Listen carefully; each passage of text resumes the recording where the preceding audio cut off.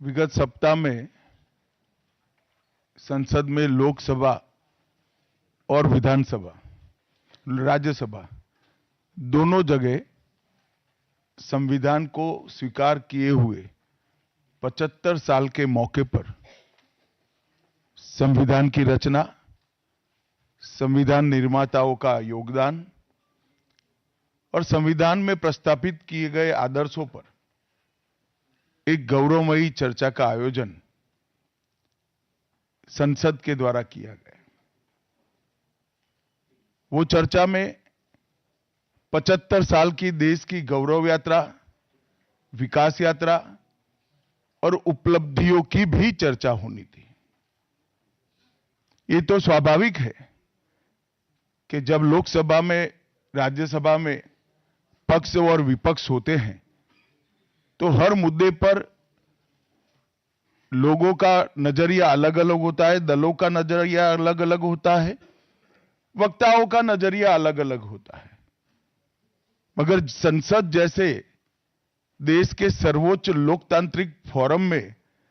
जब चर्चा होती है तब इसमें एक बात कॉमन होती है कि बात तथ्य के आधार पर होनी चाहिए और बात सत्य के आधार पर होनी चाहिए। कल से कांग्रेस पार्टी ने जिस तरह से तथ्यों को तोड़ मरोड़ कर रखने का प्रयास किया है, ये अत्यंत निंदनीय है और मैं इसकी निंदा करना चाहता हूं। ये क्यों हुआ? क्योंकि भारतीय जनता पार्टी के वक्ताओं ने संविधान पर, संविधान की रचना के मूल्यों पर और जब जब कांग्रेस या भारतीय जनता पार्टी का शासन रहा तब शासन ने संविधान के मूल्यों का किस तरह से मूल्यांकन किया, संरक्षण किया और संवर्धन किया, इस पर फैक्ट के साथ भारतीय जनता पार्टी के वक्ताओं ने अनेक उदाहरणों के साथ जनता के सामने विषय रखे और उसमें वो तय हो गया कि कांग्रेस पार्टी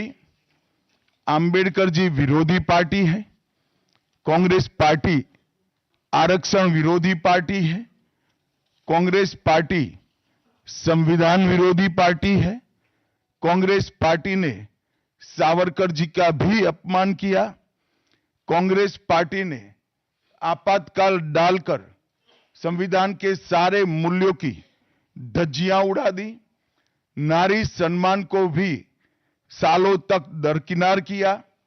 न्यायपालिका का हमेशा अपमान किया, सेना के शहीदों का अपमान किया और भारत की भूमि तक को संविधान तोड़कर विदेशी देशों को देने की हिमाकत कांग्रेस पार्टी के शासन में हुई।